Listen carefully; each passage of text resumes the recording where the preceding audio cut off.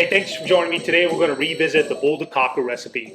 Bolo de Caco is a famous bread originating from Port Santo and the Madeira Islands. These islands belong to Portugal. I think they're about an hour and a half flight from Lisbon west, and just a beautiful area to visit. The word caco comes from the basalt stone that this bread used to be baked on. Think of it almost like cooking on a pizza stone. There was a time when many 16th century charters were enacted to ban the building of private ovens. This prohibition led to the population that would bake bread in ovens belonging to the king, and they had to pay for this privilege. So this was a way to cook bread without using an oven, and so it became very popular. We'll get to it. I made a Bolo de Caco recipe before. This recipe is going to be stuffed with chouriço. Chouriço is a Portuguese sausage, probably equally as famous as linguiça. It's made with beef casings instead of pork casings, and usually it's considered to be a little less garlicky than linguiça. And as far as the Spanish chorizo, it's usually considered to have a little less paprika. The first step is to rehydrate the yeast. Yeast ideally should rehydrate between 105 and 115. We put in a pinch of sugar. This is basically just to give the yeast something to feed on. And when I say a pinch, it's about 1/8 of a teaspoon. You could use 1 packet of yeast. This yeast packet contains probably millions of one-celled yeast organisms, but about every 90 minutes that doubles. So that's why I like to start off with a nice warm bath, because they love, just like us, they like warm temperature. That's when things propagate the quickest. So start off with a little bit of food, a nice warm bath. They'll start exponentially growing a lot quicker. So now there's 3 cups of water in there. I'm only going to start off introducing 6 cups of flour. It's an 8-cup of flour recipe. The entire recipe calls for 8 cups, but I'm just going to put in 6 at this time. I'm not putting in the salt yet.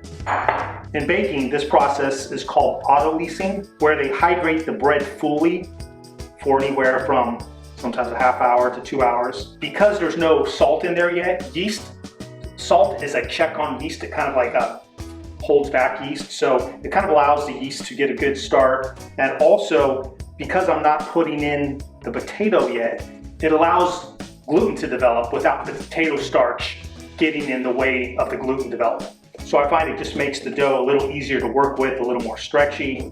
The other reason I don't put in all the flour at once, it makes it easier to mix in my mashed potato mixture and the salt in about an hour.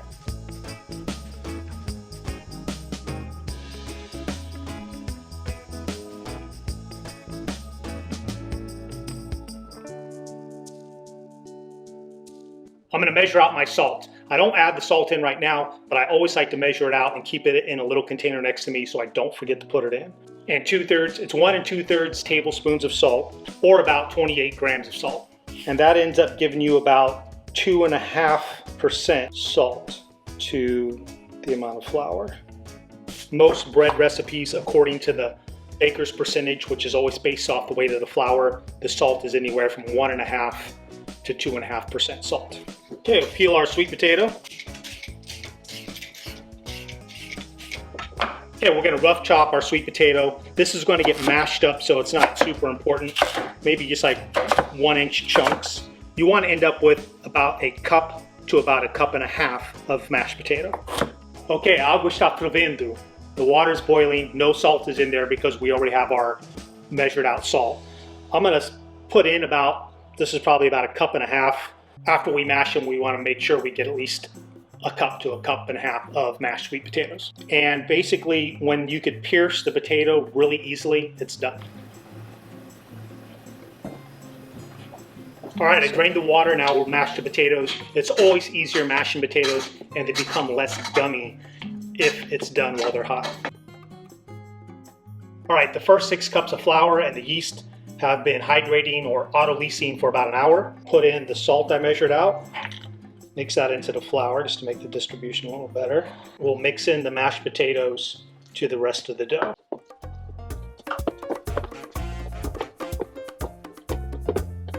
And now I slowly want to add in my flour, maybe like 1/4 cup at a time, and just work that into the dough. Okay, I've probably been kneading the dough for about 4 minutes just to work in that flour and salt and potato.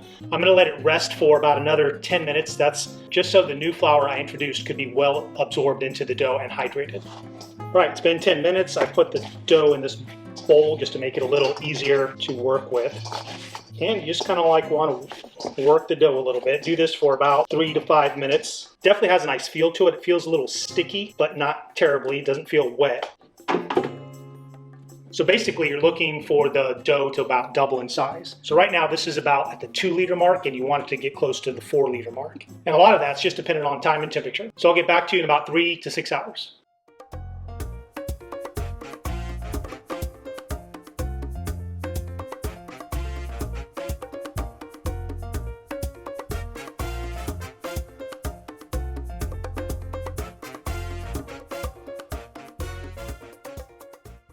Okay, our bread has been bulk proofing. You can see I put it in at 10:30, it's 1:44, so a little over 3 hours. That's probably perfect at this temperature. The temperature of my house is about 77 degrees. And again, I started off with warm water at 110 degrees. That gives it a nice quicker start. If your house is cooler, if you're not starting it off with warm water around 110, it could take another hour to get to the same stage. You can see it's nice and airy there. Just has a really fluffy feel to it.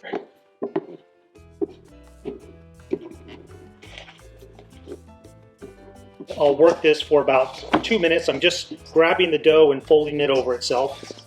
And you just kind of keep your fingers loose in the front and kind of with the palm, the backside of your palm, just kind of work the dough into a ball. All right, I have about 7-ounce dough balls. It could be roughly in that range, probably somewhere between 5 and 7 ounces for the Bolo Caco stuffed with Chouriço. And then I have one 16-ounce dough ball here that I'm gonna form into just the traditional Bolo Caco. Okay, I'm gonna let these rest probably 10 to 30 minutes, just kind of letting the gluten relax since we've been working the bread a little bit. And then we'll do our final shaping and put the Chouriço inside.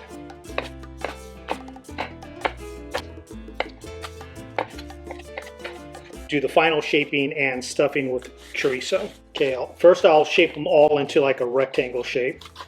You see how it springs back? When I pull it, it pushes back. That's the tightening of the gluten. That's why you let it relax in between when you knead it, is to let that gluten relax. If it's springing back, it's not just going to, you're not gonna be able to get it to stretch out. It's gonna keep on springing back like a rubber band.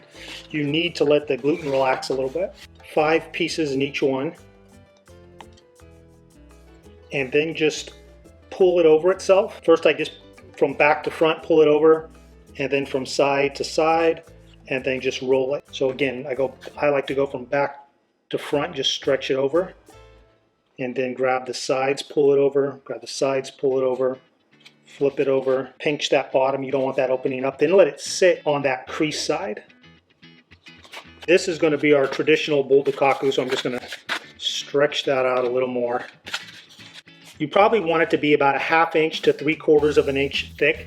If it's too thick, since we're cooking this on a stovetop, it's possible that you're gonna cook the outside too much, burn it a little bit before the interior is cooked. My grandmother used to like sprinkle the pan with some flour, I think to help it from not sticking, and also she would say that when it turns a little brown, which this is a little bit, pan's nice and hot, you do not need to put any oil down. So I'll set that down, crease side first.